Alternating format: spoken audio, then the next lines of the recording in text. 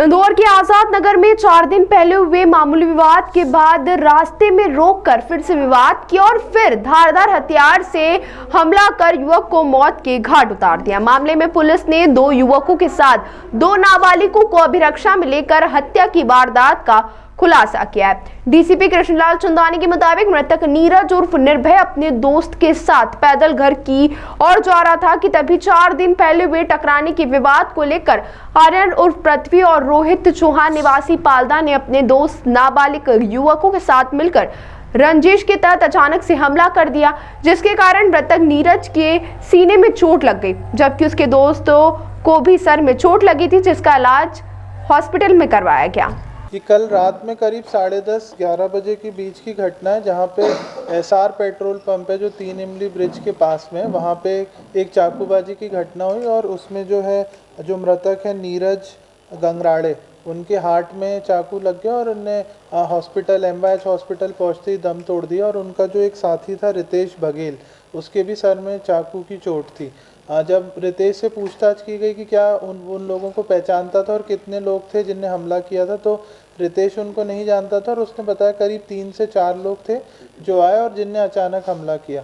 उसके बाद स्पॉट पे गए और देर रात्रि स्पॉट के कैमरे दिखवाए गए और फिर मुखबिर तंत्र को एक्टिवेट किया गया आरोपियों को आइडेंटिफाई कराने के लिए। तो करीब 1-1.5 घंटे में हमारे 1-2 आरोपी आइडेंटिफाई हो गए थे और एक जो बाल अपचारी है, जो प्रमुख आरोपी है, उसको पुलिस ने राउंड अप कर लिया था। फिर जब बाल अपचारी जो विधि विवादित किशोर है, जब उससे पूछा गया कि घटना का कारण क्या था, तो उसने ये बताया कि 3-4 दिन पहले उसी रोड पे जो मृतक है उसने बाल अपचारी को थप्पड़ मार दिए थे।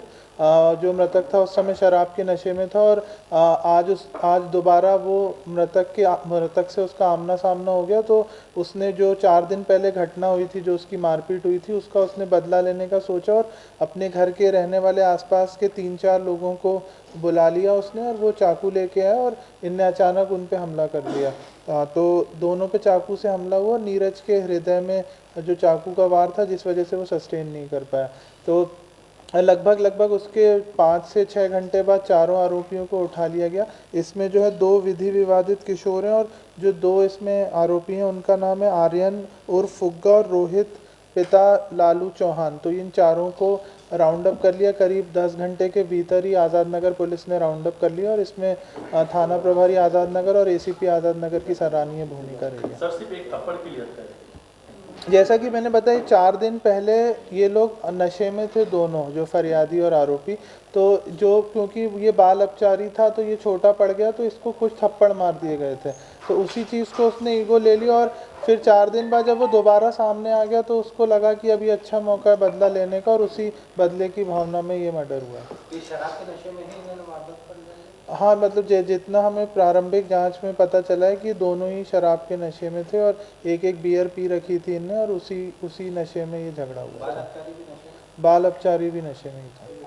सर, ये घटना के बाद कहाँ फरार हो गए थे? पुलिस ने कहाँ टीम भेज के उनको पकड़ा?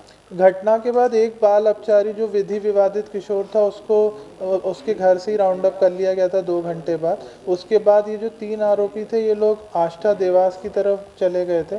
फिर उसके बाद मुखबिरी लगाई गई और टीमें रवाना की गई और फिर इनको जो है आष्टा और देवास के बीच से राउंड अप करके लेके आई इंदौर पुलिस।